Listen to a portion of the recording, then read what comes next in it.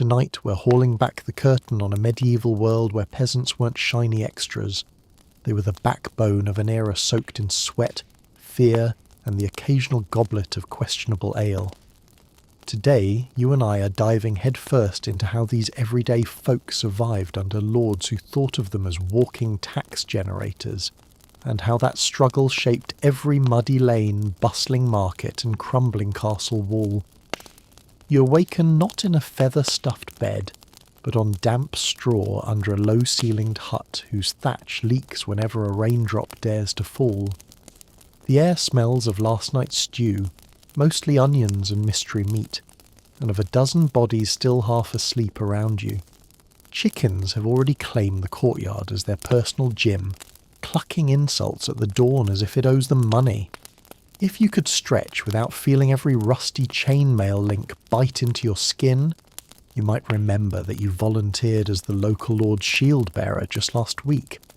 Volunteers tend to learn quickly that a lord's gratitude is thinner than the shoes you can't afford. By mid-morning, you're trudging toward the fields where your sharecrop contract demands you labour until your back snaps, or the horizon flickers pink in sunset, whichever comes first. Here's the kicker. The fields belong not to you, but to Baron Gearan the Grim, whose motto could easily be more grain, more taxes, no sympathy. You've heard rumours that he's erecting a new tower, a monument to his own glory while his peasants go hungry. But you've got acorns in your pocket, small tokens from your meagre meals that you stash away for the day you might trade them for a loaf of bread. Now imagine the market square. Stalls creak under the weight of turnips that look like they'll topple at any moment. A soapmaker hollers about her scented concoctions. Lavender if you're lucky, goat sweat if you're not. You weave through merchants hawking cloth dyed with indigo that'll stain your fingers for days, and tavern owners who promise the strongest brew this side of the Rhine if only you've got the pennies to spare. Around you, gossip buzzes like flies. Lord Gearan's daughter caught flirting with a travelling minstrel, the bishop's new decree on which roads you can't use on Wednesdays, and whispers of yet another levy to fill the Lord's coffers. As the sun climbs, a messenger on horseback thunders in. The Baron demands 5 able-bodied men for conscription into his private militia, a fancy word for sacrificial pawns. You've seen that ride. It ends in a cloud of dust and disappeared faces. Yet here you are, forced to drop your hoe and march in formations that would make a falcon laugh. There is no flashy cinematic charge, just rank upon rank of untrained peasants jostling for space, trying not to slip in the mud, second-guessing their choice of woolen tunics on a 90-degree afternoon. Feel the heat, that sweat gathering under leather straps, sliding into your eyes as you fumble with a helmet that's several sizes too large. Metal clinks, horses snort. In the distance, the Baron's banner flaps like a warning. You grip your spear with hands that normally cradle a child's head or heft a scythe. Before we dive back in, let me know where you're listening from. If this journey chills you in the best way, subscribe. Tomorrow, I have another story for you. This isn't hero's work. It's the survival shuffle of the underfed and overtaxed. And just when your legs begin to remember the rhythm of marching, a shout breaks across the plain. It's not your name. Peasants rarely get that dignity, but something barked by a knight who barely notices you as he gallops past. He wears a tabard stitched with your baron's crest, and a grin like someone who's never ploughed a field in his life. Behind him, carts of grain rumble by, guarded like treasure. Because they are treasure. Not for you, of course. For the Lord. Always the Lord. When the practice drills finally end, and your limbs feel like soggy breadsticks, you're allowed to return to the village. Briefly. You'll be back at sunrise for another round. For now, you seek out the tavern, that miraculous pit of warmth, smell, and the loud hum of a dozen complaints. Inside, it's dim and smoky, lit by candles that have seen better days. The barkeep, A woman with arms like tree trunks and a scowl that could silence a bishop hands you a mug. It's mostly watered-down ale with a hint of barley and regret, but it's warm. Here's where the night truly sings. Old men trade tales of ghosts wandering the woods. Women whisper about the baker who's been sneaking butter from the Lord's pantry, and someone in the back plucks at a lute with all the musical grace of a dying duck. Still, your foot taps along. It's the only beat you get these days. The air is thick with grease, spilt drink and smoke. Someone's cooking something that smells suspiciously like boiled radish. And still, you eat. Because tomorrow, it's back to the fields. Or worse, back to drills with wooden swords and real bruises. Across the room, a young girl sharpens a small blade while her father nods off beside her. She's not planning anything. Not yet. But you can tell there's steel in that gaze, and it's not just the knife. Midway through the night, someone kicks the door open. Literally. It crashes against the wall with a thud that kills every conversation. A traveller steps in, cloak drenched in rain, eyes alert. Travellers always bring stories, sometimes hope, but they also bring news, and news is rarely good. He shakes himself like a dog, mutters something about uprisings to the east, and orders a mug. Everyone pretends not to listen, but ears stretch across the room. Apparently a group of peasants in a neighbouring region refuse to pay their tithe. Bold, foolish, and short-lived. The local lord had them flayed and strung up on the trees lining the main road. A warning, he said. You gulp. Your village is one missed tax away from becoming a forest of warnings. You return home to your cottage, the door creaking on its single hinge. It's still raining, now a slow, steady rhythm like the heartbeat of the earth. You lay down on the straw again, trying not to wake your younger brother who's curled up beside the hearth. The warmth of the embers barely reaches your side of the room, and the air smells faintly of mould, wet wool and wood smoke. Morning comes in with the scent of pig dung and bread. One is comforting, the other inevitable. You rise, scratch at the lice hiding in your tunic, and throw on a cloak that was probably your grandfather's, judging by the holes and the scent of ancestral sweat. Outside, the village is alive with movement. Children chase a wheel rim down the muddy lane. Dogs bark at nothing, and your neighbour curses at her cow like it personally insulted her lineage. Today is rent collection. The steward of Lord Geron arrives on a grey horse that looks more fed than any child in the village. He's flanked by 2 men-at-arms, whose expressions suggest they enjoy their work a little too much. House by house, he demands coins, produce, or goods in exchange for the privilege of living and breathing on Geron's land. You have a few eggs, a bit of flax, and a carved wooden spoon. You offer them with a bowed head. The steward sneers. Next time, more. Or less breathing. And just like that, he's gone, on to the next hut, the next debt. Later, as you help mend the fence around the communal garden, a hopeful little patch of cabbage and herbs, you overhear plans for a pilgrimage. The priest is organising a journey to a nearby shrine, promising healing, blessings and indulgences. It'll cost, of course. Everything costs, even faith. That night you dream of the shrine. You've never been, but you imagine marble steps, golden icons, and the scent of incense so thick it makes your head swim. In your dream, you place a hand on the stone and feel it pulse. Wake up, it says. Wake up. The next day, you're awake before the rooster. A strange tension buzzes through the village. Word has come, the Baron is coming. Not a steward, not a knight, Geron himself. This sends everyone scrambling. Doors are mended, carts restacked, children scrubbed. You even borrow a neighbour's boots, one size too small but less full of holes than yours. Geron arrives in a procession of banners and armour. His face is angular, his beard immaculately trimmed, no doubt with scissors finer than your dinner knife. He surveys the village like a man counting his coins.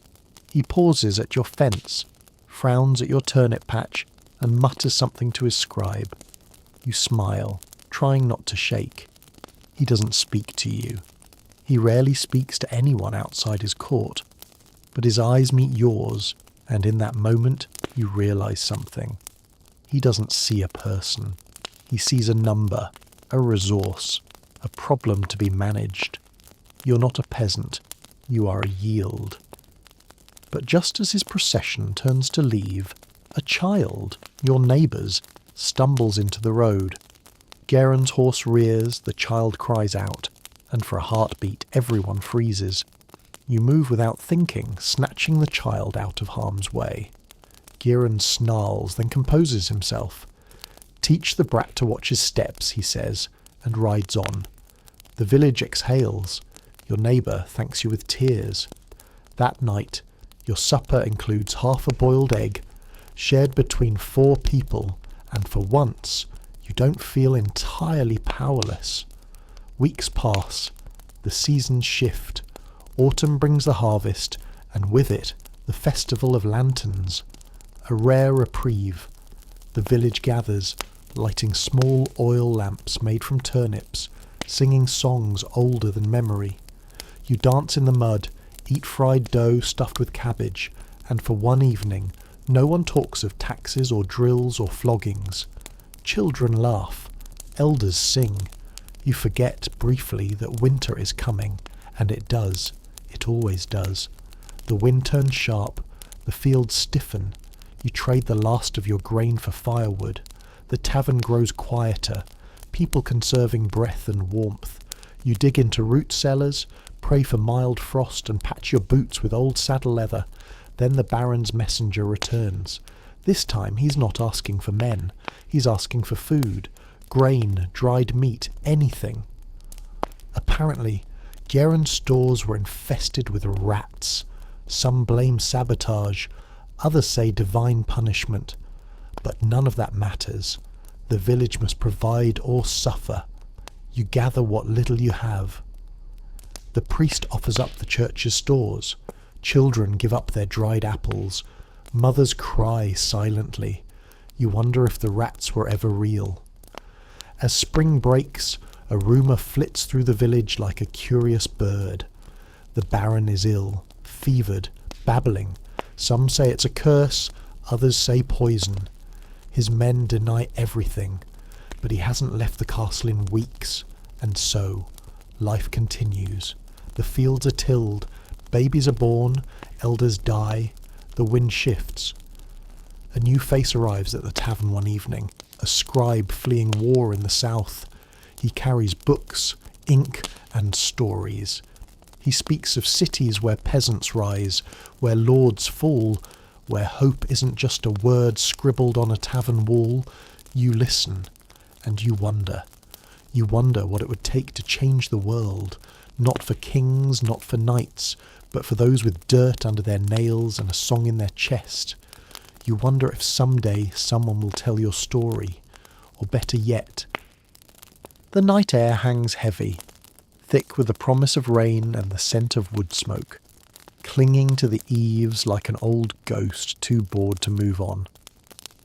You stand by the edge of the village green, watching as the scribe leans over a half-burned log, scratching something into parchment with a quill that seems far too fine for this place. A few children gather nearby, eyes wide, mouths agape. They've never seen a man write before, not like this, not without a steward or a priest hovering nearby. The scribe pauses, looks up at the sky and mutters, "Ink freezes before it dries in weather like this." You offer him a cup of warm ale, which he accepts with a nod. His fingers are stained black. His boots look like they've walked from one end of the known world to the other. He says nothing more, but there's something in the way he watches people, like he's storing their shapes and movements for later. Maybe he's not just fleeing war. Maybe he's chasing a story. And stories, you learn, are dangerous. That winter stretches long, as if the year itself is holding its breath. One morning, you find the village pond frozen solid, the ducks pacing angrily along its edge. The baker slips on the ice and curses so loudly the priest refuses him communion for a week. Inside homes, people burn anything they can find. Twigs, broken tools, even old furniture. You burn your mother's spindle, whispering an apology to her memory as the flame swallows it whole. But you survive, just barely.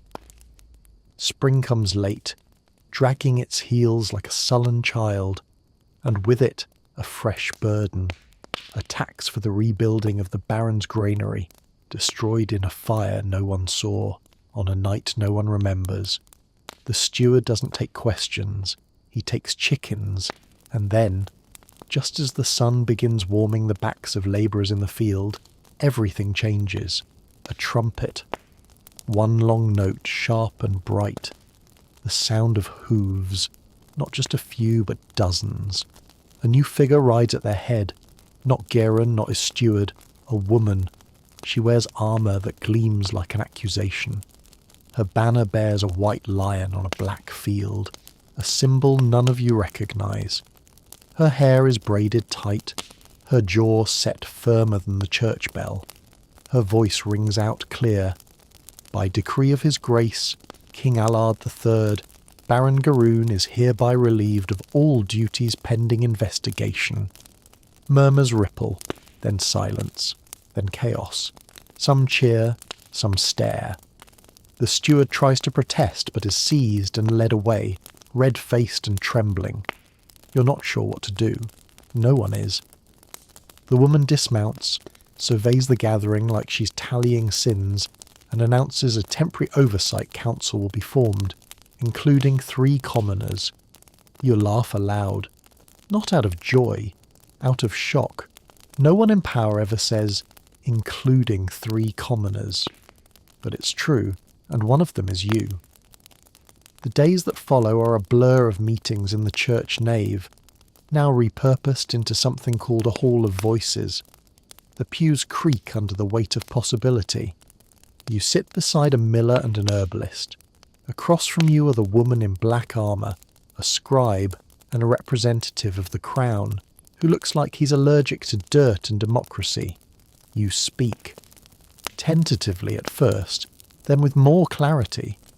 You describe the way taxes devour your crops before they ripen. You explain that rats don't always eat the grain. Sometimes the rats wear boots and carry scrolls. The woman listens. The crown representative frowns. The scribe never looks up, but his quill dances. Change doesn't come like thunder. It seeps. First, the labour tithe is reduced, then the grain quota, then the lash is forbidden as punishment without formal review. The priest mutters about chaos. The tavern bursts with cautious laughter, and one night, as you pass the market square, you notice a wooden signpost with something carved into it. Witnesses of change, all testimonies welcome. The scribe again. He's opened a booth. He takes down stories from anyone willing to tell them. Some villagers are suspicious. Words have weight. Others queue in the rain. Tales of unfair taxes, of stolen goods, of nights in the stocks for speaking too loud. And then, one quiet morning, Baron Garen dies. There is no announcement, just a rumour, curling like smoke from the west. He was poisoned, some say. Others say it was the fever that finally caught up with him. No body is shown, no funeral held, just a sealed letter from the capital declaring his lands forfeit and reassigned. The woman in black armour is gone by then. Left behind are scribes, stewards and new banners, but more importantly, left behind is something new, choice. You don't own the land yet, but you have a voice in its tending. Disputes are settled by council, harvests are counted together, taxes are still collected, but now there's a ledger, and your name isn't scribbled out like it was never there. Life doesn't get easier, but it grows teeth. Children learn their letters. The priest opens the church to scribes twice a week, and someone, maybe the old blacksmith's daughter, starts teaching sums in the tavern between mugs. You spend a lot of time staring at that wooden signpost. Eventually you add a line yourself, scratched in with a nail. We were here. We remember. Seasons pass. The village breathes differently now. The markets feel fuller, the laughter louder. You see merchants from farther away, places you've only heard about in passing. They bring spices, fabrics, coins stamped with faces you don't recognise. But the biggest change isn't trade, it's pride. People start fixing their fences before they break, painting their shutters, planting flowers beside their doors. Small things, yes, but real.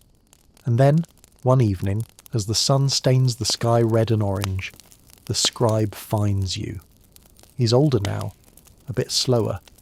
His quill still dances, though. "I'm leaving," he says. You raise an eyebrow. "Where to?" He shrugs. "East. There are towns that haven't heard this story yet." You nod. He tucks a small bundle into your hands. Parchment. Quills. Ink. "Your turn," he says, and then he's gone. You spend the night staring at the blank parchment, not knowing where to begin. Then you realise you already have. The next morning you sit beneath the old tree near the square. Children gather. You tell them about the winter when everything seemed lost, the day the woman on the horse arrived, the moment you picked up the child in front of Garen's horse. You speak, and they listen. And when you pause to sip your drink, one of the children looks up and says, "Will you write it down so we can read it again later?" You nod, and the quill scratches its first line. The wind picks up. It carries the scent of fresh bread, wet soil, and old ash. Somewhere, a hammer rings out against anvil. Somewhere else, laughter spills through an open window. And in the centre of it all, beneath the battered tree and the cracked old sky, someone is telling a story. Yours. The quill's scratch becomes rhythm. The ink, heartbeat. You don't realise it at first, how words begin building walls, shaping rooms, laying streets not of stone but of memory. Every time you dip your pen, the world around you sharpens. Not just your world, but the one that came before it. The one of hunger, of smoke, of whispers behind tavern doors. You write to remember. But more than that, you write so others can't forget, and people come to listen. At first, it's children. Mud-splattered, freckled, eyes wide like the full moon. Then older folk. Ones who never learn their letters but know the shape of truth when it walks into a room. They sit under the tree with you, or in the shadow of the old granary, or beside the market fountain now flowing again.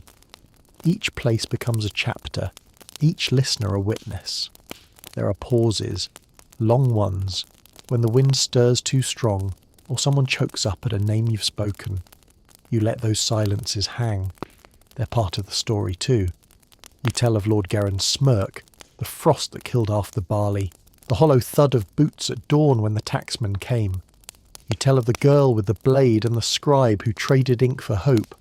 You mention the smells, wet wool, garlic in broth and the iron tang of fear.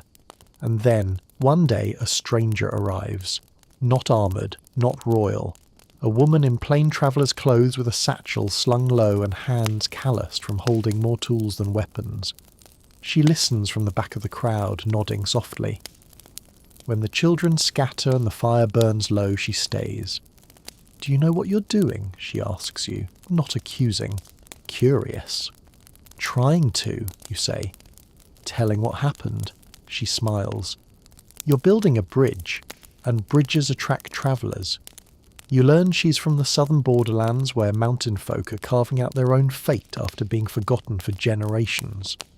She speaks of forest parliaments, of elders and young ones deciding things together. No lords, no coin, just barter and songs, and a fence post treaty with a neighbour they still don't entirely trust, but share honey with anyway. She stays a week, helps reinforce the school's roof. teaches a group of boys how to mend their sandals, leaves you with a collection of ballads scribbled on goat skin. Sing them when the harvest's good, she tells you, and louder when it's not. And then she too is gone. By now your village has changed. The council meets in a rebuilt barn, its beams blackened but sturdy. There are arguments, of course. There always are. Over grazing rights, market stall fees, whose pig knocked over whose cart. But now people argue with the intention of solving, not just surviving. That's new. The church still rings its bell, but now also hosts readings of edicts and minutes from council meetings. You even catch the priest smiling as he scribbles sermon notes beside a young boy copying letters. Markets flourish, not just in volume, but in flavour. Spices from the coast arrive. Cinnamon, anise, a pepper so sharp it makes your nose itch from 2 stalls away. A carpenter carves chess pieces based on council members. A potter paints folk tales onto mugs. No one's getting rich. But people are building lives, not just scraping by. And it turns out stories are currency. A boy with a limp tells tales better than any grown bard. A widow starts collecting sayings from passing merchants, chalking them onto a public board by the well. A former knight, now an apiarist, describes battles through honey metaphors. You're not sure what half of it means, but it's strangely soothing. One night the fire is low and your throat's raw from speaking. A woman from the crowd brings you a jar of plum wine and asks, "What now?" You shrug. "We keep remembering. We keep writing." She nods. "And if someone tries to stop us again?" You look around. At the children now growing up unafraid to ask questions. At the old man who once shivered through tax seasons now laughing while teaching chess. At the blacksmith humming a wedding song as he reshapes a scythe. Then they'll have a lot of people to silence. The harvest that year is kind. Rain arrives when it should. Fields breathe green. Bread smells of rising instead of rationing. A feast is declared, and you're asked to tell a story by the bonfire. You don't read from the parchment. You don't need to. This one's been walking around in your chest for months. You speak of how the soil holds memory, how every step across this village is also a step through time, how resistance didn't arrive with trumpets but with spoons, laughter, stubbornness, and the quiet refusal to stay silent. The fire pops, sparks fly. Children doze against their parents' knees, and as you look up, the stars wink down, not watching but listening. The next morning travellers arrive, not in legions, not in waves, just 1 or 2. A woman looking for her aunt, a man hoping to trade boots for salt, a teacher who heard about the fence post lessons. You watch them arrive, eat, rest, and leave. Always lighter than when they came. Some stay.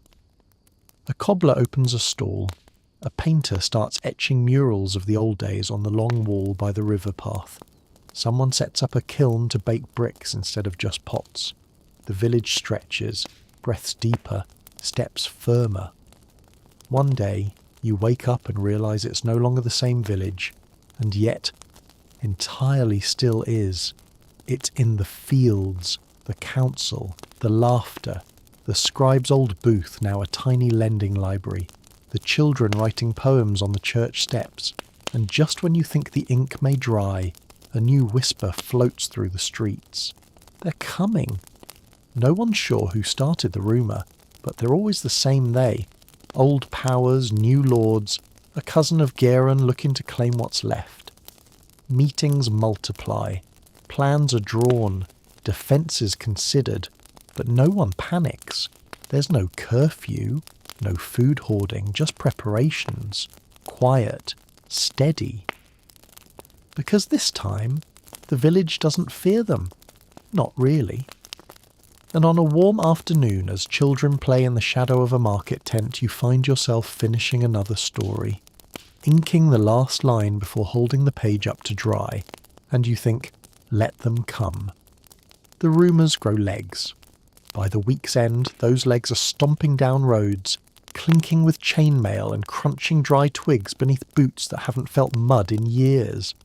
You hear names whispered again, old family lines connected to Garen, distant cousins who once hunted foxes and now sniff around for lands to reclaim.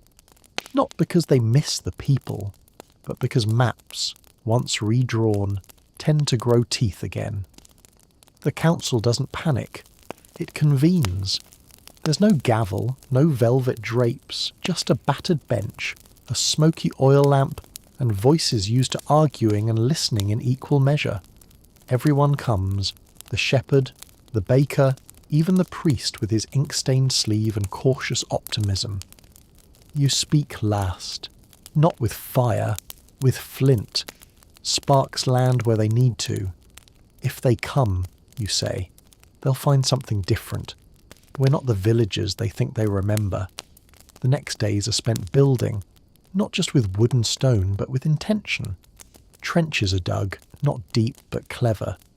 Lookouts are posted where blackberry brambles hide them best. The children are taught signal flares with cloth and smoke. A cartwright redesigns wagons that can flip and form instant barriers. Nothing dramatic, no war cries, just preparation, like winter. And still, life flows. Weddings continue. Bread rises. The mural wall expands, now sprawling with vines and stories. Painted peasants dancing under a sun that's never quite the same shade twice. Songs echo from taverns, some old, some new. One's about a fox who outwits a knight by pretending to be a ghost. It's wildly popular. Then, one morning you hear it. Not a shout, not a cry. A horn, long, low. The kind of note that says, we're here and we think we know better. You climb the church tower and spot them on the ridge. A caravan. Banners. Armour polished within an inch of its usefulness. Their horses are well fed. Their mouths probably too. They set camp just beyond the creek. 3 days, no move, just watchful, like cats who think you're already caught. And on the 4th, a rider comes. Not galloping, trotting. A silver badge pinned to their chest and a letter sealed in wax held high. They're met at the gate, not with weapons, but with bread and a chair. Because you're not barbarians, you're hosts. The letter is read aloud in the square. It's polite, official, regal, in the way mouldy curtains can still look impressive if you don't sniff too close. It says the lands are to be reviewed. That governance is under dispute. That leadership shall default to the noble bloodline should a proper claim be proven. You speak, standing not on a pedestal, but on a crate once used to carry apples. We are the claim, you say. We built what they abandoned. There's no cheer, no chant, just a long moment of shared breath.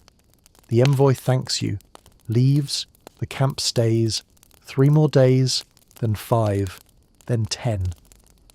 But here's the thing, they don't attack. Maybe they wait for weakness. Maybe they're deciding if it's worth it. Maybe they're just bureaucrats in armour. Either way, your village doesn't pause. Markets open, fences rise. New roads are built that curve just slightly wider than before. And people from other places begin arriving. Not soldiers, but the curious, the tired, the ones who've heard about the village that said no with a smile and a song. And then one day, a boy from the village sneaks into the enemy camp, leaves behind a pie. Nothing more, no message, just warm crust and spiced berries. The next morning, 2 soldiers from the ridge come down. Quiet, off duty. They trade salted fish for linen. That afternoon, one of them returns with a guitar. By nightfall, music floats through the trees. No one invites, no one stops. It just happens, like weather. 2 nights later, the entire camp is gone. No battle, no banners, just flattened grass and leftover breadcrumbs. You don't celebrate. You plant vegetables there, and daisies. That summer, a road is proposed, not one leading out, but in, connecting to a nearby village. They've heard your story. They want in. And so begins something even stranger than rebellion. Networking. A weaving of hamlets and farmsteads, marsh towns and forest clearings, each trading not just goods, but ideas. How to dry apples faster. How to resolve disputes without duels. How to build a kiln that doesn't smoke like an angry ghost. You sit with scribes mapping routes by moonlight, with elders teaching words from dialects you've never heard, with singers stitching songs that blend myths from every direction like patchwork. The priest declares the next holy day a feast not to any saint but to the people who showed up. You dance, and then the messenger comes. Royal parchment, gold trim. The king, it seems, wants a meeting. Not to punish, to ask. There have been murmurs in court, a village that runs itself, peasants who make decisions, land that grows both food and stories. He wants to understand, or control. It's hard to tell. You agree, not out of submission, but because bridges hold better than barricades. You travel with a group, council members, scribes, the apiarist night. The road is dusty, the sun hot, but the silence between you is companionable. When you reach the city, the walls loom large, but the people inside look tired. The kind of tired that doesn't come from work, but from watching others live it. The king is not old, but he's surrounded by older things. Rules, titles, curtains. You kneel because it's polite, not because it's true. He asks questions. How did it begin? Why didn't you fail? Who led the uprising? You explain there was no uprising, just an unwinding of fear, of silence, of obedience without reason. He listens, carefully, then asks, "And what do you want now?" You glance at your group. The apiarist shrugs, the scribe nods. Someone mutters something about more goats. You say, "We want what we've already built." The king doesn't smile, but he doesn't frown. He says, "Let's see it." And so he comes, not with a legion, just an escort, through the same roads, beneath the same trees, along the creek where banners once waited. He watches, not as a ruler, but as a man unfamiliar with bread that isn't warmed by servants. He tries to lift a basket, nearly drops it, laughs, and earns one back. You show him the mural wall, the lending booth, the tree where you read stories. At twilight he sits by the fire and listens as a child tells the tale of a turnip that saved a town by growing too large to be taxed. He laughs again, and in the morning he leaves. No declarations, no papers, just a nod. Later, a scroll arrives, stamped, signed, sealed. The village of Hearthvale is hereby recognised as a free borough, governed by its own charter, bound by mutual aid, and protected under royal observation. The council reads it aloud, then uses it to press flowers, because what matters isn't the paper, it's the planting.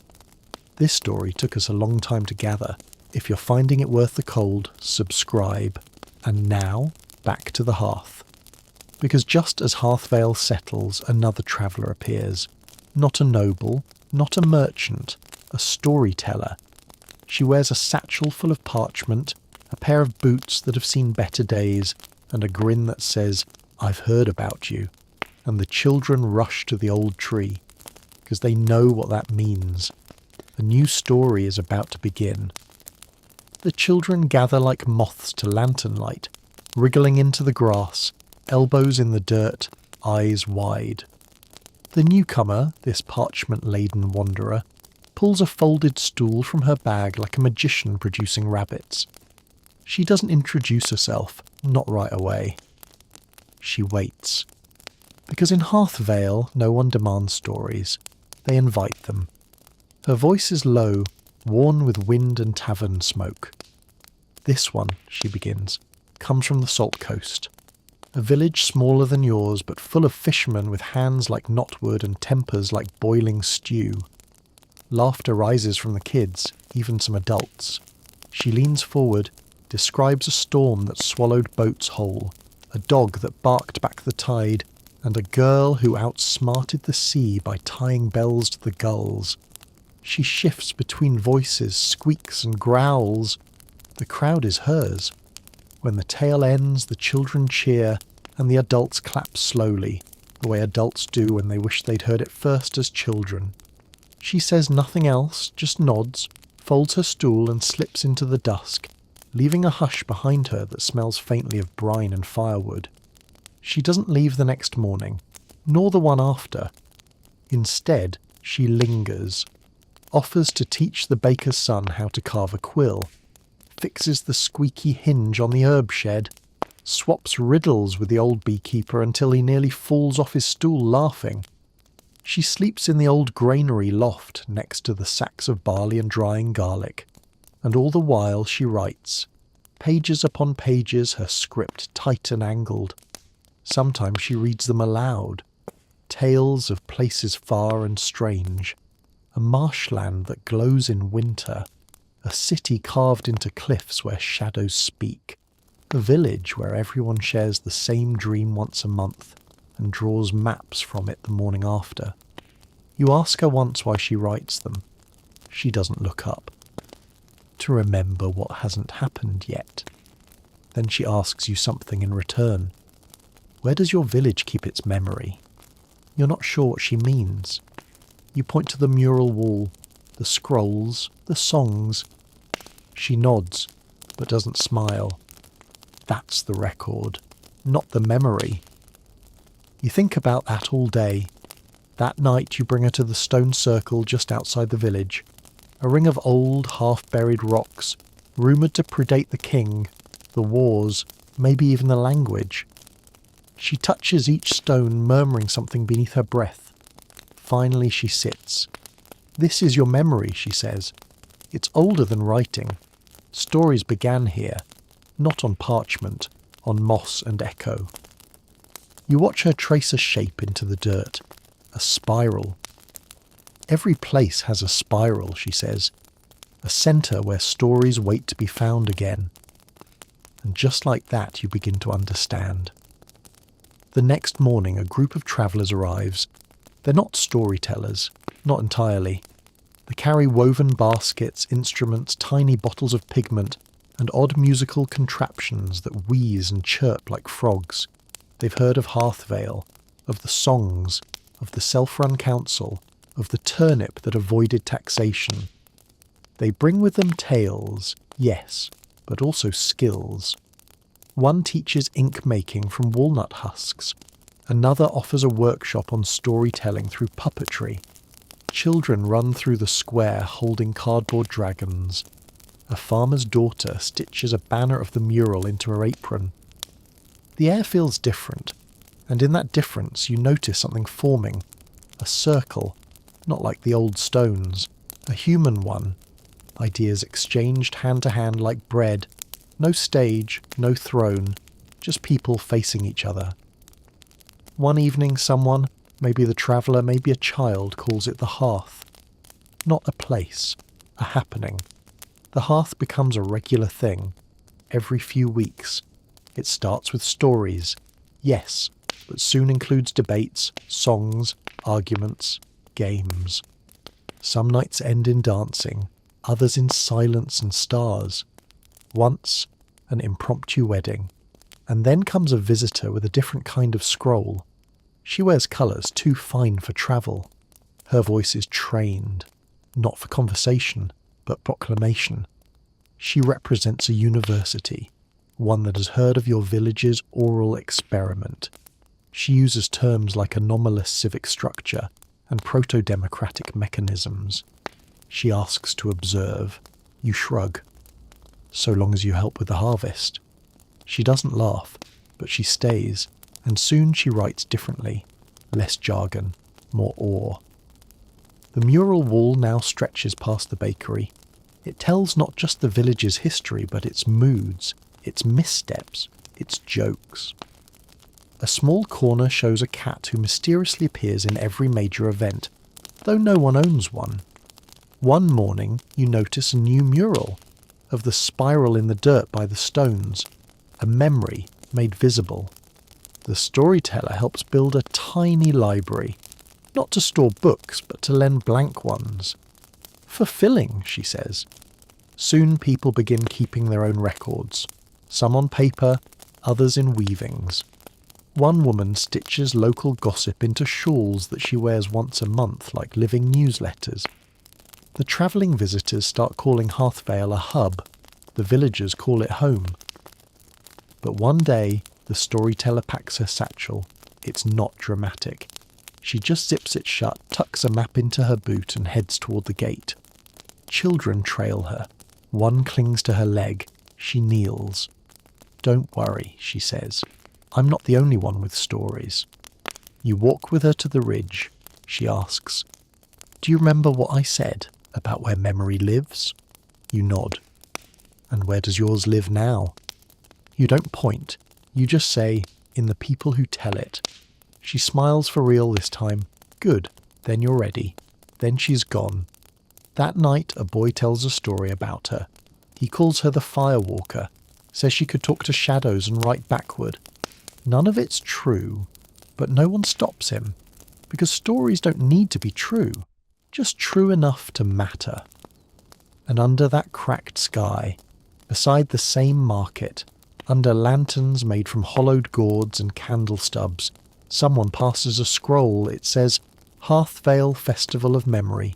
All welcome. Bring a story. Or ears." It's written in every dialect you've heard and two you haven't. You hang it on the mural wall. Within days, people begin to arrive.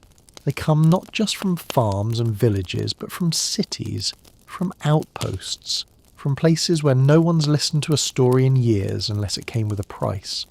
They come with gifts, not of gold, but of breath. One woman performs a dance from a culture no one knew the name of. A boy recites poetry written in chalk on river stones. A monk teaches silent storytelling through hand signs. You lose track of the languages, but not the meanings. And during it all, the mural grows. By moonlight, you add one last corner, a spiral, surrounded by children, painted in ash and wine. The paint runs, but that's okay. Spirals are meant to. The mural runs, the spiral melts at the edges, bleeds a little into the bricks, makes its way down the wall like a slow-moving stream of memory refusing to stay inside its lines. No one rushes to fix it. In Hearthvale, that's part of the charm. If a story stays too perfect, someone will smudge it just to keep it real. The festival becomes something bigger than anyone intended. Tents sprout like mushrooms around the village green, patched together with cloth from every corner of the realm. Fabrics embroidered with desert suns, coastal birds, symbols you can't translate but understand anyway. Smells fill the air. Spiced lentils, roasting chestnuts, something suspiciously like fermented cabbage that somehow draws a crowd anyway. By the third day, the line to the story circle stretches down to the creek.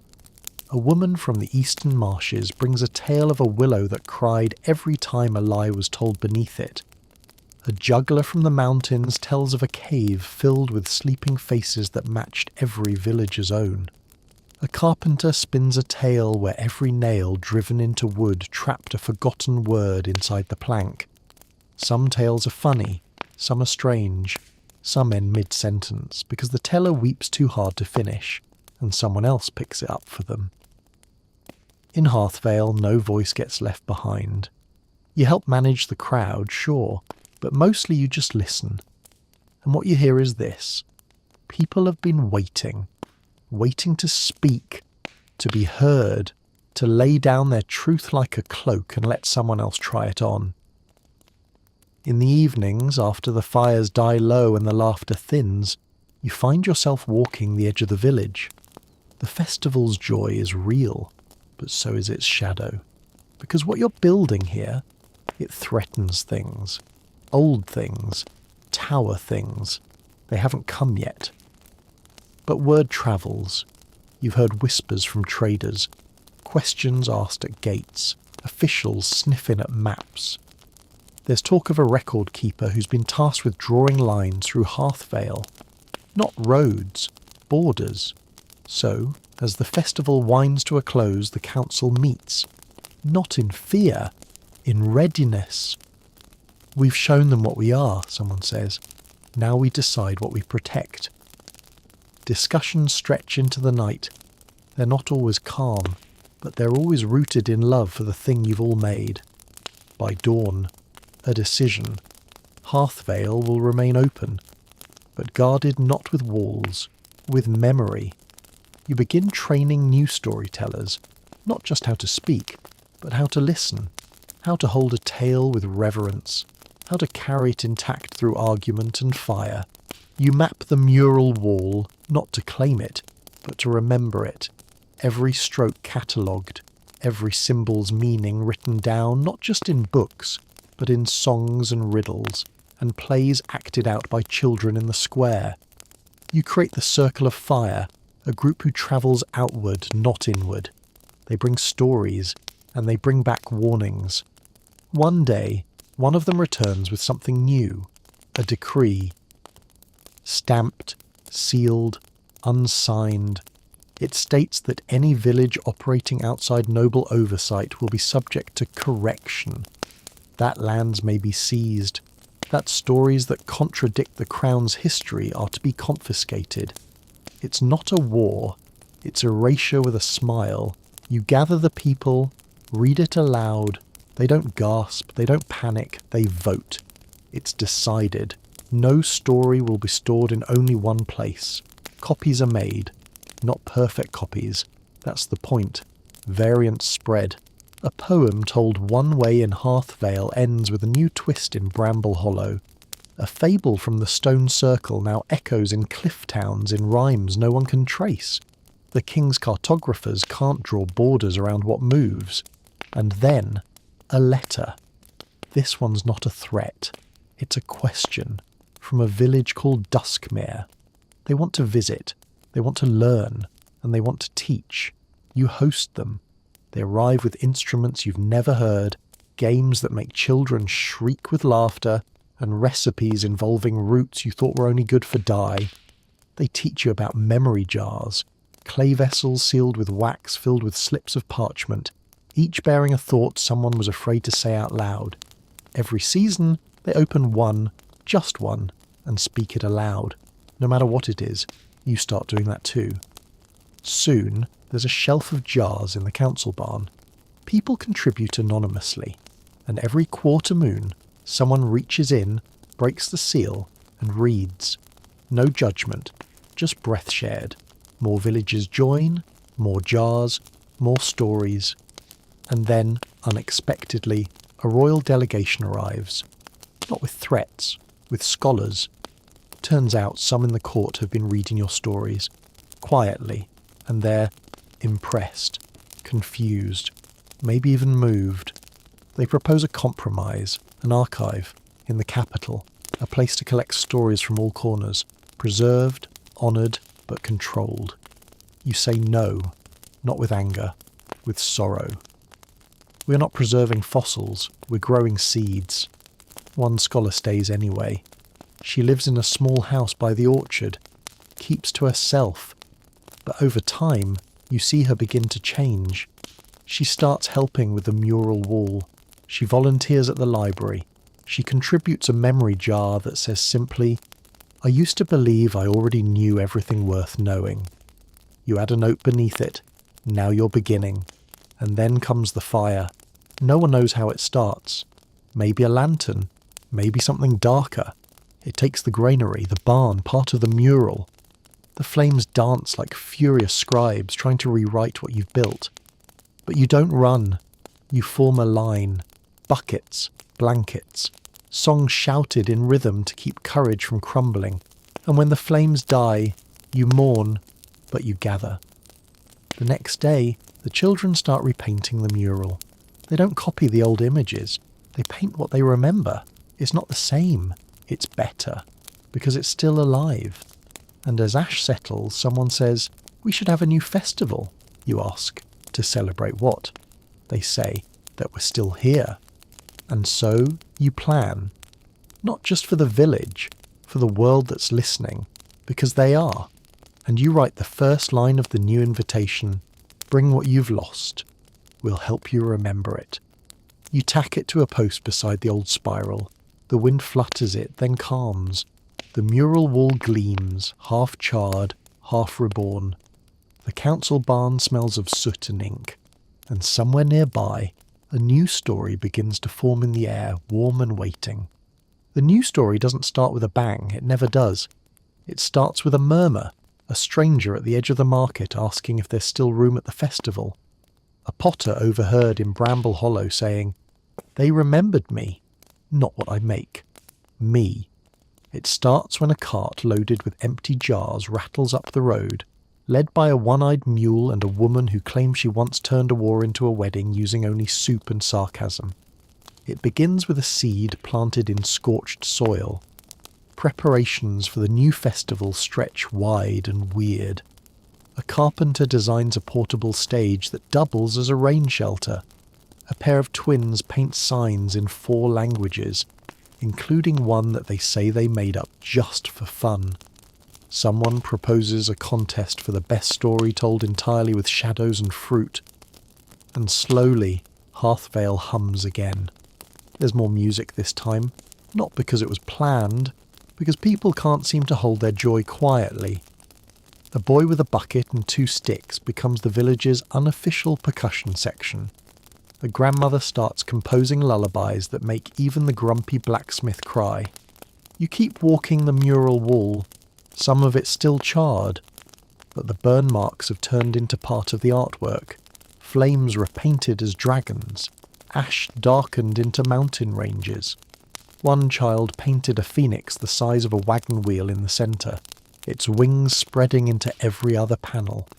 You pause there every morning, not to remember the fire, to remember that you painted it back. Visitors begin arriving days before the festival. Some walk, others ride. A group arrives by boat, claiming to have followed rivers and dreams. One woman comes with a violin carved from driftwood. She plays at dusk, her song winding around buildings like ivy. There's no entrance fee. There never has been. But people bring things anyway. Honey in clay pots, tin whistles, stitched maps, promises whispered into glass bottles. On the first day, the wind shifts, and with it, a caravan of figures dressed in black and green, their banners marked with the royal emblem. Not swords this time, but quills crossed over wheat stalks. The crowd tenses, but there are no orders barked, no decrees read, just a slow, practiced step toward the council barn. At their head is a woman with storm-grey eyes and hands too clean to have dug potatoes, but too steady to belong only to a court. She speaks carefully. "We've come to listen." No one claps. No one jeers. You simply nod and offer her tea. They stay. They don't understand everything. They ask why the festival has no stage, why no one introduces the next act, why a goat just won second prize for best dramatic retelling of a flood. But they watch. They sit by the spiral. They eat the bread. They write things down. And on the final night, when stories wind down and the fire's low, one of them stands to speak. She doesn't tell a tale. She shares a question. "What would it look like," she asks, "if every village chose what to remember?" No one answers, not aloud. But heads nod. Eyes narrow in thought.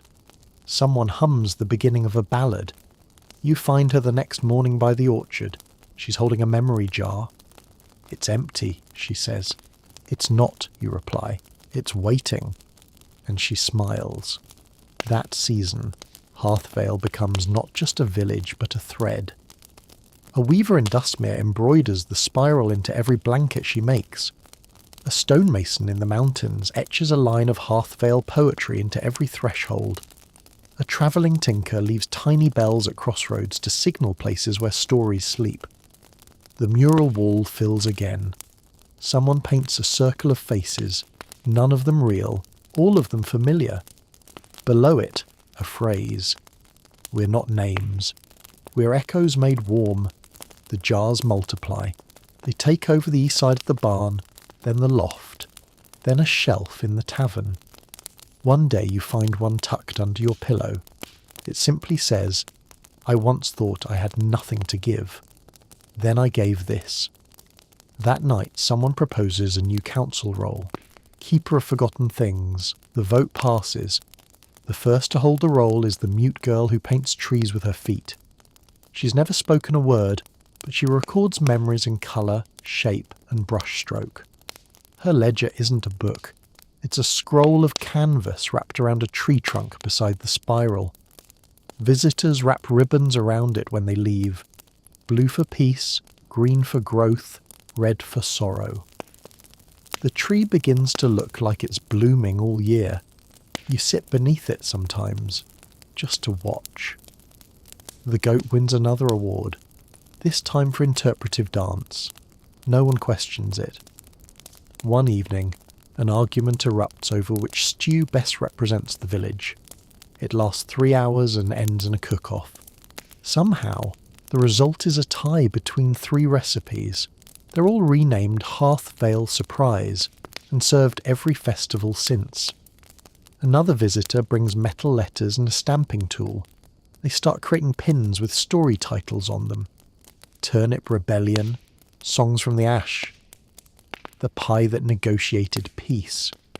People wear them like medals. And then, at the edge of it all, another letter arrives.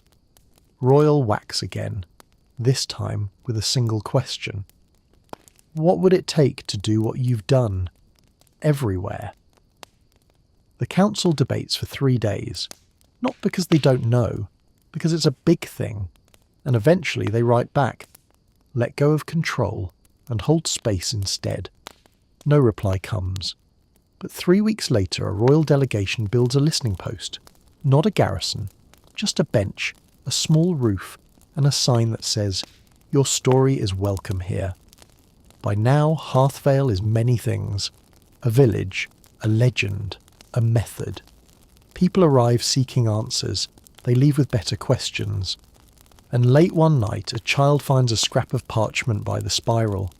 No one claims it, but it reads, I dreamed I was a village once, made of soil and voice. I didn't crumble, I changed. They pin it to the mural wall, and beside it, someone paints the spiral again. Not alone this time. 5 spirals, overlapping, tangled, growing. The next morning, a baker from a coastal town says she wants to start her own festival. She asks what to call it. You say, whatever feels like home. She nods. Then I'll call it First Fire. And the next journey begins, again. The morning after the baker announces her own festival, First Fire, the sky hangs low and soft like fresh bread dough, heavy with the scent of rain and ash from someone testing early recipes. You wake up to laughter echoing through the village. Someone's goat has learned to unlock the jam cellar again. No one's even angry anymore. It's just Hearthvale. Word of First Fire travels faster than anyone expects. By the end of the week, 2 more villages send notes. One called Lantern's Reach, another simply named Crossing. They're not just coming to visit, they're planning. A whisper rises like steam from the festival ovens. What if there were many Hearthvales? The idea's not about cloning, not about banners or manuals. It's about rhythm, shape, space, letting people build circles instead of ladders, letting them gather, not queue, listen, not file. So you help, but not by leading. You lend ink, time, ears. You send the storyteller's old satchel full of blank journals. You teach the Riverpath kids from Lantern's Reach how to run a festival without stages. They ask if they can tell stories from boats. You say, only if they float. And back in Hearthvale, the seasons begin to turn again. The mural wall has outgrown the bakery and the blacksmiths. It now stretches past the dye pits, curling into alleys like ivy. A new section appears almost overnight. A map, not of places, but of stories. lines connecting poems in Dustmere to riddles in Thatchbridge, a joke from Hearthvale ending in a proverb in Moorbell. At the centre of the map, a spiral. It's surrounded by drawings of jars, goats, songs, mismatched boots, and a loaf of bread so lovingly painted you swear you can smell it. One corner is left blank. A sign beneath it says, "Your turn." The children start calling the mural the skin of the village. You're not sure where the name starts, but it spreads. And while everyone paints, sings, argues, builds, more travellers arrive. One carries a flute made of bone. Another wears a cloak stitched with names, none her own. A third brings nothing but a question. How do I begin again? You point to the spiral. He spends the afternoon there, doesn't speak, just sits. That evening he asks if he can stay. You offer him the corner room above the tavern. He carves poems into the window frame instead of paying rent. No one complains, but not everything is quiet. A letter arrives from a landowner 2 valleys over. She claims the land's Hearthvale now gardens on once belonged to her great-grandmother's dowry. She uses words like trespass and compensation. The council meets. There's no fear, but there is fatigue. Not every fight is fire. Some are paperwork, but a boy, barely 10, suggests a plan. Invite her. Tell her to bring a story. So you do. She arrives in a lacquered carriage drawn by mules so pristine they might be illusions. She wears fur, feathers, and a frown. You offer her tea. She says no. But she stays, walks the mural, watches a child teach a blindfolded guest how to shape clay, listens to a fiddler tuning her instrument by ear alone. Then she speaks. I brought a story. I didn't want to, but here it is. And she tells it. Of a wedding that never happened. Of land forgotten, not by thieves, but by time. Of names changed, borders redrawn, and a deed misplaced beneath a crumbling altar. When she's done, no one claps. One person cries, another offers her bread. She eats it. And when she leaves, she doesn't take the land. She leaves a bag of seeds instead. For the garden, she says. Later you write her name beneath the mural, not as a title, as a chapter. Elsewhere, in other places shaped like spirals and bonfires, people are trying. Some festivals bloom like wildflowers, some wilt. Some are flooded out by spring storms or closed down by stewards who fear things that don't bow. But in every case, the stories survive. They move underground, into letters, into lullabies, into jokes told at wedding feasts and whispered at borders. A trader in a far-off city gives you a pastry wrapped in a scrap of parchment with a phrase from Hearthvale scrawled on it. Bring what you've lost. We'll help you remember it. You keep the parchment, frame it, above your desk. Then comes something unexpected. The king dies. It isn't sudden. He was sick, they say. His reign quiet at the end. More rumour than rule. But what follows? That's sudden. The crown's heir is young, not unkind, but frightened. Surrounded by advisers who see villages like yours as cracks in the porcelain of the realm. Another decree arrives, this one sharper. An audit of all unregulated gatherings. A command to register oral traditions exceeding 3 generations. And, this time, an invitation not to share, but to explain. The council reads it aloud. There's silence, then laughter, then silence again. This isn't a moment for mockery. It's a moment to choose. The baker says it first. Let them come to us. And so you prepare. Not for war, not even for debate, for welcome. The next invitation you send out isn't to the crown, it's to everyone else. A call to gather, not in protest, in proof. The spiral convergence, you call it. A coming together of all the villages that grew from the same fire. The preparations take months. Paths cleared, jars glazed, murals sealed against the weather, but mostly space made, space for people, for stories, for new shapes. And on the first morning of the convergence, the sunrise spills across tents, wagons, faces painted in ashen joy, footsteps of hundreds, maybe thousands. They come by boat, by cart, by foot, by legend. The blacksmith from Dustmere who now makes instruments instead of swords. The shepherd from Lantern's Reach who can mimic any bird. The midwife from Crossing who delivers babies while singing spells from 5 dialects. And others you've never met, but somehow already know. They bring jars, ribbons, bread, questions. They bring everything. You stand by the spiral looking out at the new map forming, not lines, not borders, threads.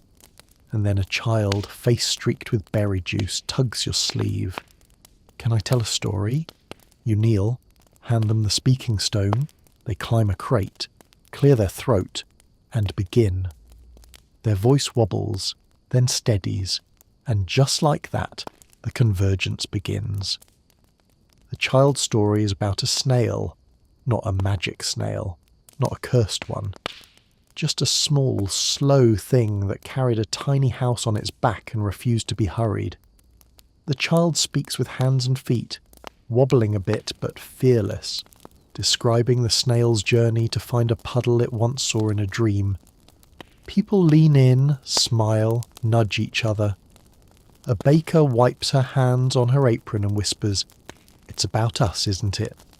The crowd laughs, not at the child, but because the moment is true. And just like that, the convergence isn't an event, it's a rhythm. Throughout the village, corners and clearings become stages. A pile of logs becomes a puppet theatre. A blanket strung between 2 trees becomes a gallery of sketches. A circle of smooth stones becomes the site of a debate that ends with a shared soup recipe. No one directs it, it just unfolds. A smith from the Riverlands trades stories for metalwork repairs. A masked dancer from the coast leads children in a game that doesn't seem to have rules, until suddenly it does. A trio of elderly women from the dry plains sing a song in harmonies so tight it makes the ground seem to hum. The spiral convergence stretches on. Days blur. People arrive and leave and return again. Someone paints a message across the wall near the old spiral. If you can't stay, leave part of your story behind. And they do. Bits of ribbon, shards of painted tile, patches stitched into the great festival quilt that now drapes the old granary like a second skin. You walk through the gathering with a sense that you're inside a memory being made. And then, on the 4th day, the officials arrive. There are only 5 of them, robes clean, boots shinier than the sky. They carry clipboards and expressions that suggest they were born disappointed. You meet them near the gate. They speak in formality. You answer in hospitality. They don't eat the bread. They do observe. They take notes on unregulated gatherings, on non-sanctioned ritual expression, on potential disruptions to civic order. You offer them chairs. They remain standing, but they don't stop the festival. Maybe they're waiting. Maybe they don't know how. Maybe they're not sure what they're looking at. On the 5th day, a girl from Thatchbridge tells a story about a tree that grew upside down. Its roots pointed toward the stars. The officials scribble. On the 6th, a man reenacts the Great Goat Rebellion in interpretive dance. One official actually smirks. On the 7th day, something changes. A storm rolls in. Not a big one, but enough. Enough to scatter cloth booths and test the mural wall and challenge the sound of voices against wind and drizzle. But no one leaves. They tie down tents. They carry one another's stories indoors. They shout songs beneath the eaves. And in the middle of it all, the child, the one with the snail, stands up again. This time with a jar. "I want to make a new memory," they say. They open the jar, whisper something into it.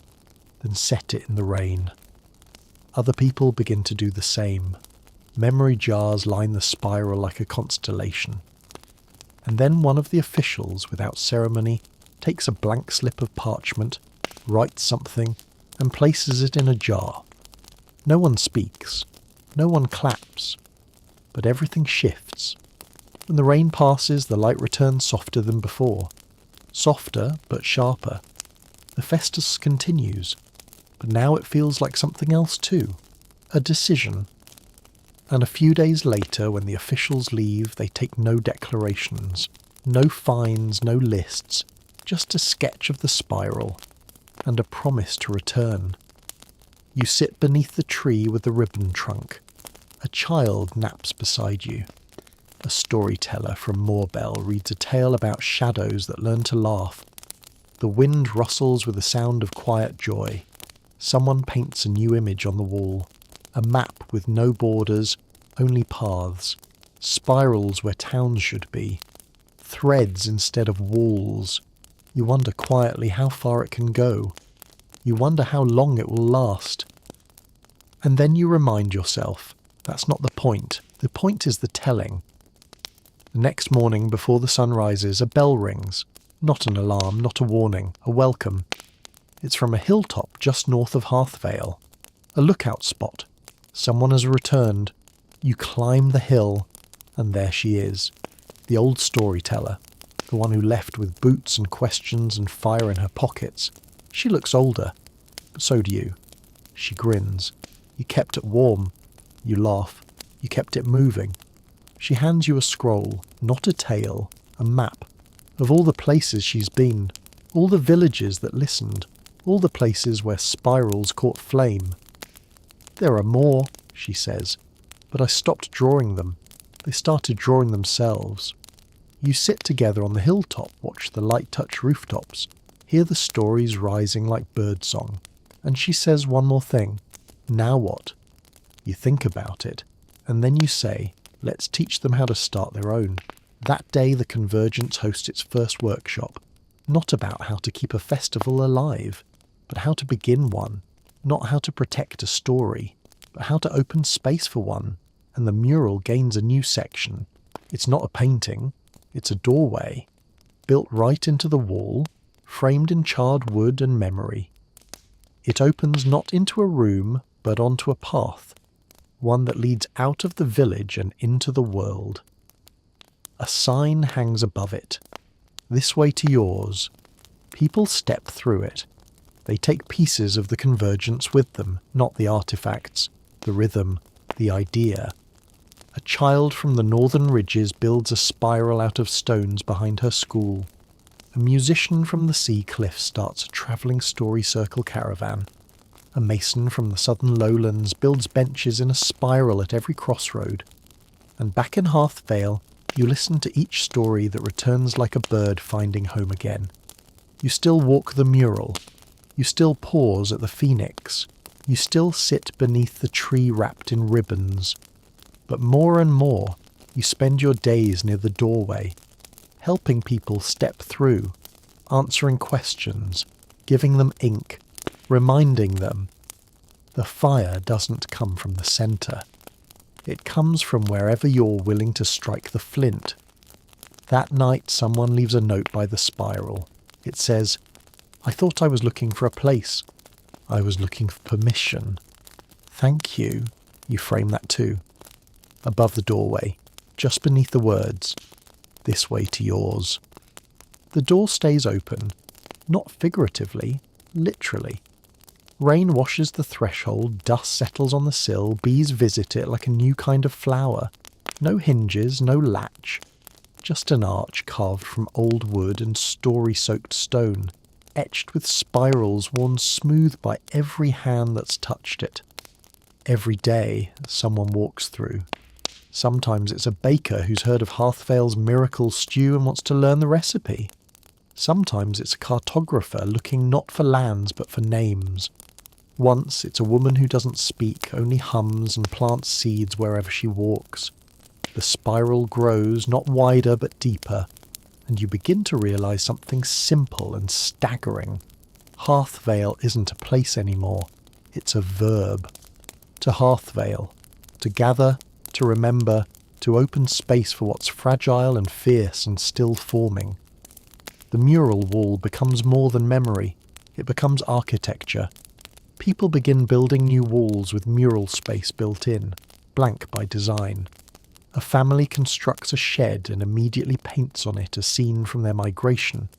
3 boots, 1 broken, and a single copper spoon. A potter throws bowls shaped like echoes. A cobbler etches quotes into souls.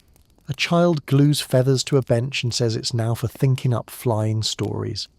Someone draws a map again, but this one has no compass, no border, only movement, paths, names, riddles, notes like ask for Sasha at the willow, or try the bread, then ask about the widow's song.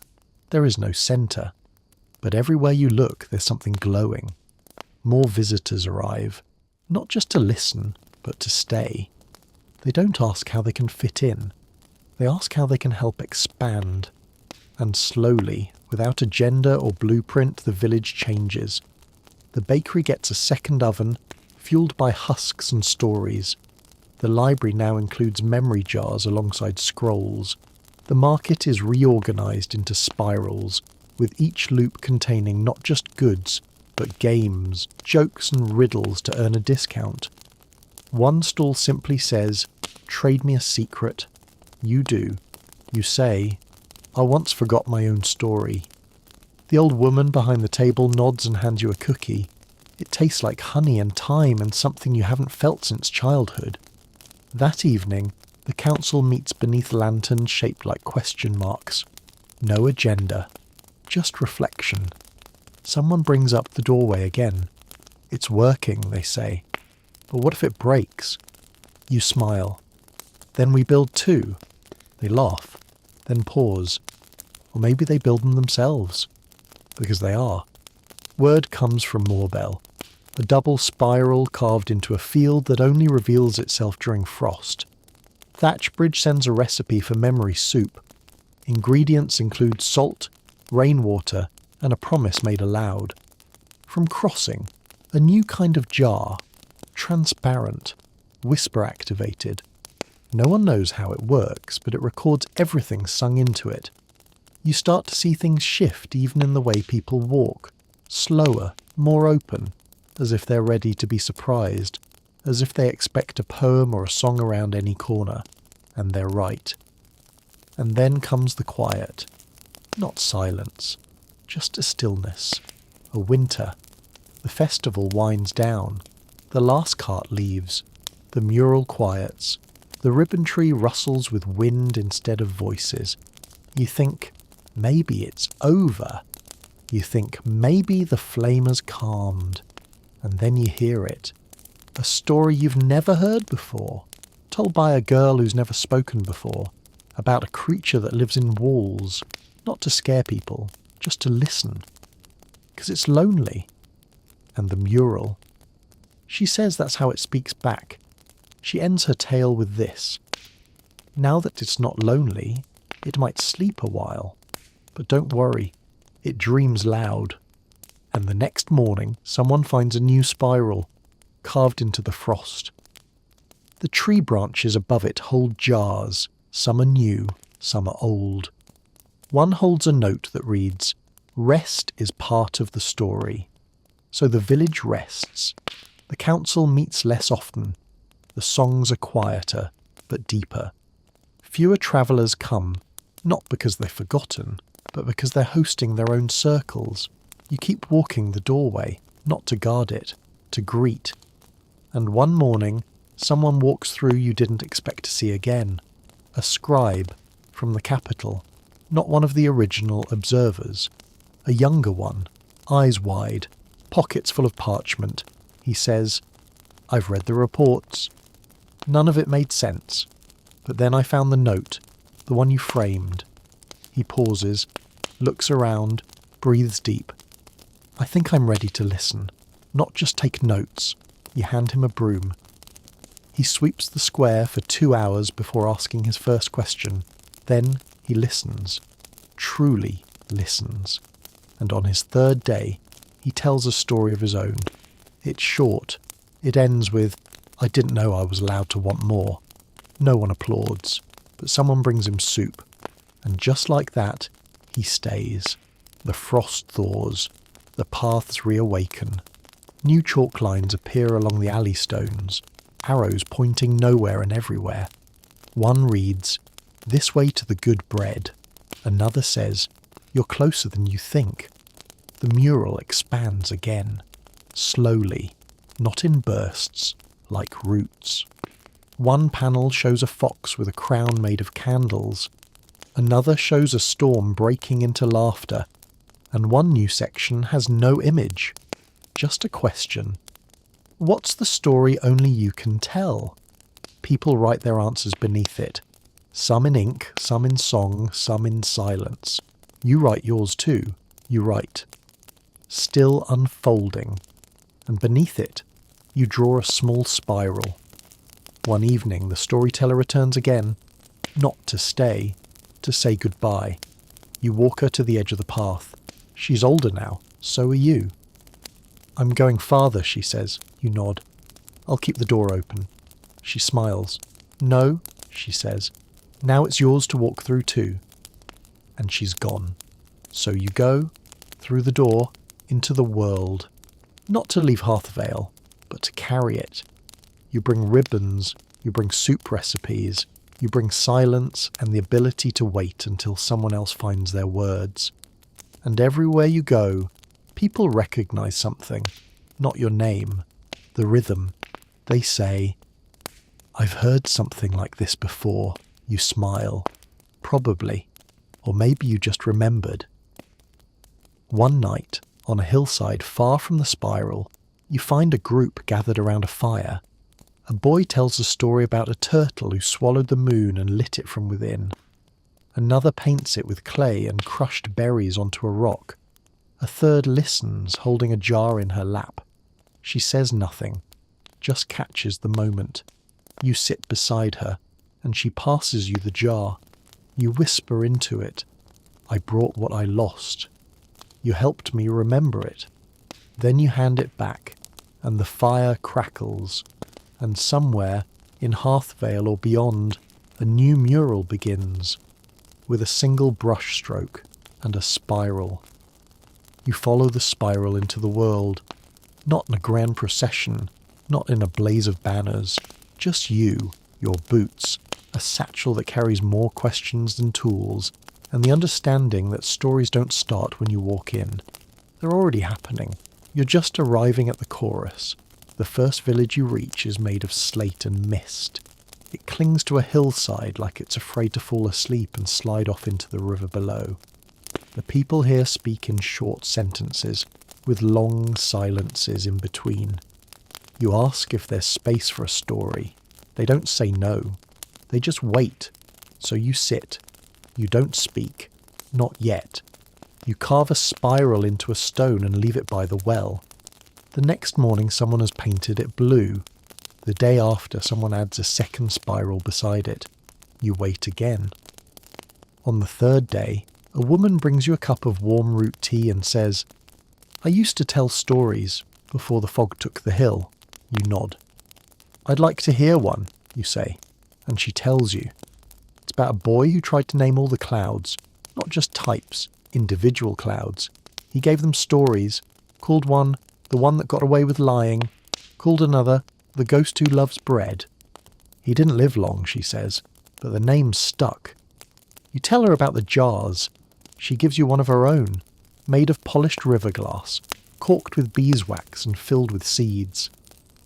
"Plant it somewhere dry," she says, "where things have stopped blooming." You take it. You move on. You travel by foot, by ferry, once by climbing into the back of a wagon shaped like a duck. You carry no flag, no title, just the spiral, drawn small on a scrap of cloth pinned inside your cloak. Sometimes you speak, sometimes you only listen. A fisherman tells you about a song sung underwater. You write it down phonetically. You hum it when you're alone. In a town wrapped in wind, someone brings you a door with no house. We use it to practice leaving, they say. You build a tiny mural on the side of an abandoned well. A single spiral surrounded by fading handprints. You leave a ribbon.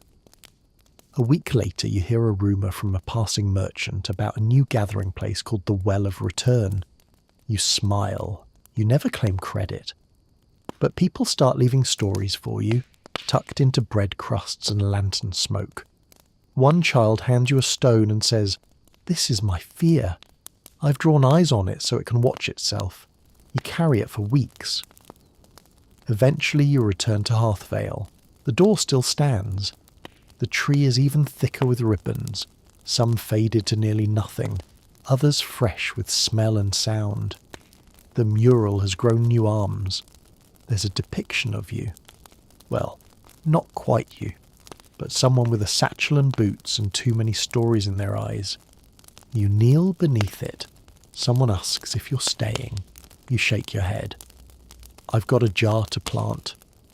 And so you head toward the drylands. This part of the world is brittle. Dust kicks up like it has opinions. Crops are stunted. Wells are cautious. The people still have music, but it's thinner, like a thread worn too long through a needle.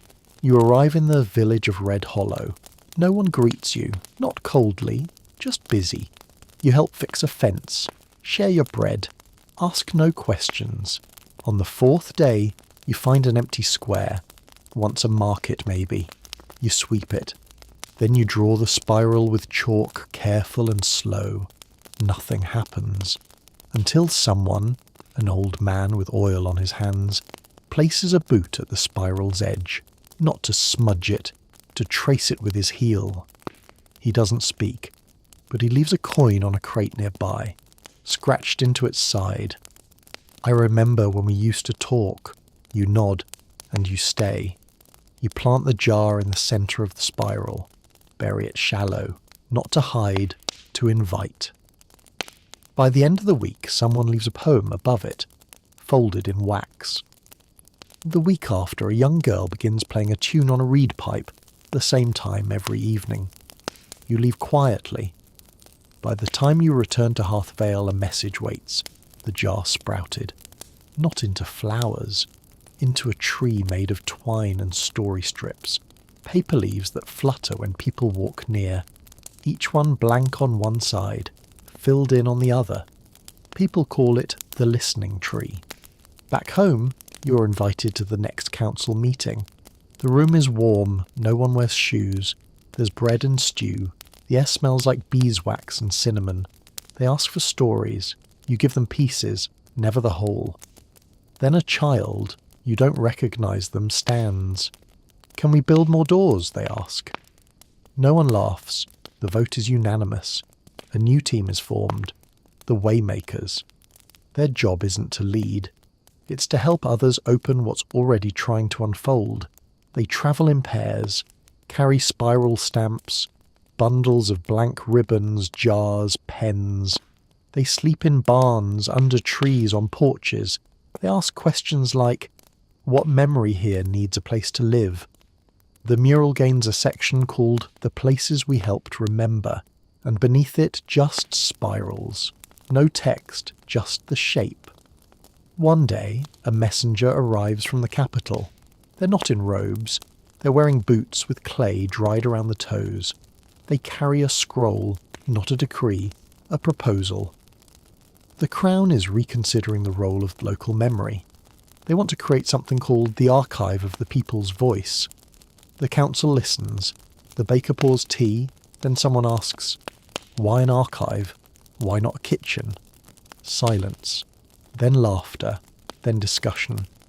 Eventually a compromise. The archive becomes not a place, but a journey. Scribes trained by villagers, taught to cook before they're taught to copy. Required to carry one jar, one recipe, and one story that isn't theirs. They wander now, like you, and the stories don't shrink, they sprawl. One is carved into a boat, another sewn into a tent. One is printed into honey cakes passed down line to line by bakers' hands. And through it all the doorways multiply. Everywhere someone draws a spiral and waits. Everywhere someone says, "Tell me how yours began." And back in Hearthvale, the mural reaches its edge. The painters gather. You're asked to choose what comes next. You smile and say, "Nothing. Let it end in white. A blank page." And someone adds a small sign beside it. "This space is yours." Not long after, a goat, maybe that goat, wanders by, smudges a print on the wall. The next day someone draws a tree around it, and the story begins again. Not because you planned it, but because it's time. It starts again, because it always does. A smudge on a wall, not a grand inscription, not a poem carved in stone, just a faint muddy imprint left by a goat's hoof. The kind of thing most would scrub away, but not here. Here, it becomes a tree, and not just any tree, one with roots curling like stories into the cracks of plaster, its trunk built from vines of laughter and accident, its branches already reaching towards stories no one's told yet. The mural begins anew. The white space invites. It doesn't demand. And as if summoned by that invitation, the village stirs in a new way. You notice it first in the questions. They come from places you don't expect. A weaver asks, "What colour haven't we seen yet?" A cook asks, "What does a meal sound like when it tells the truth?" A carpenter asks, "How do I make a door that lets in dreams but keeps out shame?" And no one answers right away, because the answers aren't the point. The asking is. The asking is the beginning of something. Again.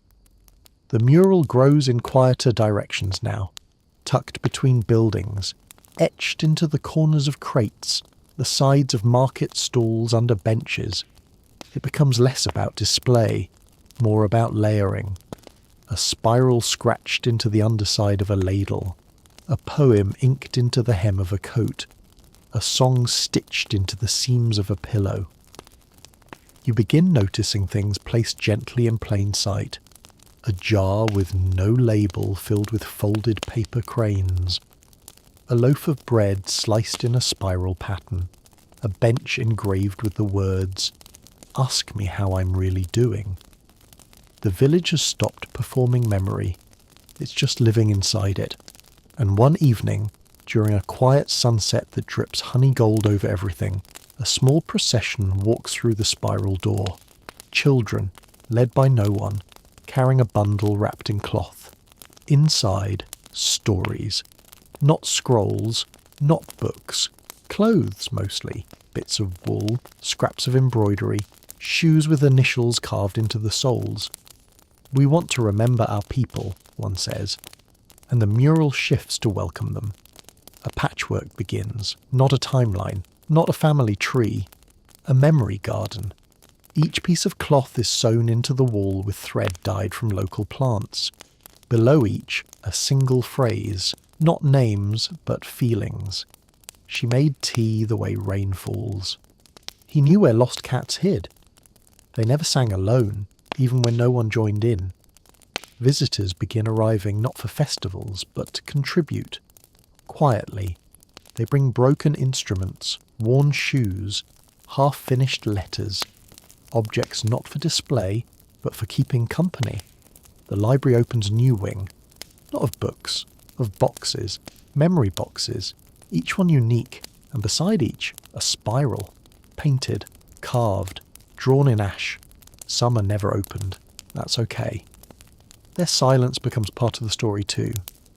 One day, a stranger arrives from the coast, weather-worn, carrying nothing but a wrapped parcel and a hollowed-out flute. They ask no questions.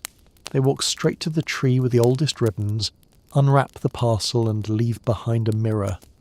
Small, cracked, etched on the back, for seeing what story is in your face today. You hang it on the ribbon tree. By the next morning it's surrounded by tiny notes. Today I looked like my father's laugh. Today I saw someone brave in my own freckles. Today I looked like I belonged here. The mirror becomes ritual, not required, just offered. Some come to it with tears, some with songs, some just to see if they still recognise themselves. And the mural, still growing, begins to reflect not just stories, but moods. Stormy panels beside serene ones. Panels layered in reds and oranges humming beside soft blues and greys. Some too bright to stare at long. Others so faint you only see them when the sun's at just the right angle. And then, movement. Not arrival, departure. People begin to leave, not fleeing, not tired, ready. They take with them bits of Hearthvale's rhythm, a painted rock, a song scrawled on cloth, a piece of spiral chalk. One builds a spiral garden on a school roof. Another turns a laundromat wall into a mural of socks and soap and song lyrics. They don't replicate Hearthvale, they echo it. The echo shapes their places differently. In one town, memory is kept in matchboxes. In another, people write down their regrets and float them in teacups across a pond. And everywhere they go, they leave space.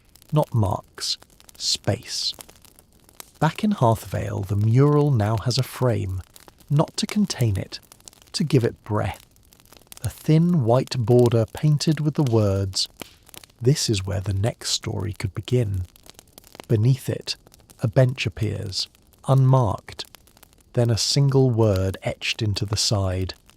Maybe. The child who smudged the goat print is now nearly grown. They begin carving small spirals into the legs of chairs, the undersides of tables, the backs of spoons. One day they simply say, "I want people to hold the shape without thinking about it." And they do. You begin hearing stories that begin with, "I didn't even notice until later." A spiral under a stone, a whisper on a wall, a memory in the shape of a familiar scent. And in time, Hearthvale no longer needs to teach. It needs only to remind. The library places a chalkboard outside its door with one sentence each day. Always a question, never answered. Where does your laughter go when you forget it? What would your shadow say if it told your story first? Which memory has teeth? Some people write responses, some just sit. Some start conversations that last hours. Others bring pastries and eat them in silence beside the board. One night the chalkboard reads, "What story will you leave behind when no one's looking?" You read it. Then turn back to the mural. In the bottom right corner where the white begins, you draw something new. A spiral, but not alone. Beside it, a jar, half full, and beneath it, a small flame. The flame isn't drawn bright. It's small, enough to read by, enough to start something again. It doesn't end. It turns. That's what you realise one morning as mist curls through the streets of Hearthvale like an old friend returning without fanfare. The mural is quieter now. Not because it's fading, but because it's listening more than ever. The colours have settled into something warm and whispering. Spirals peek from beneath chipped paint and worn wood. You spot one traced into a cobblestone with someone's fingertip and realise, that wasn't drawn for attention. It was drawn for continuity. There's a hush in the air, not of absence, but of knowing. A final jar appears outside the library. No sign, no announcement. Just a label etched in tiny script. For those leaving quietly.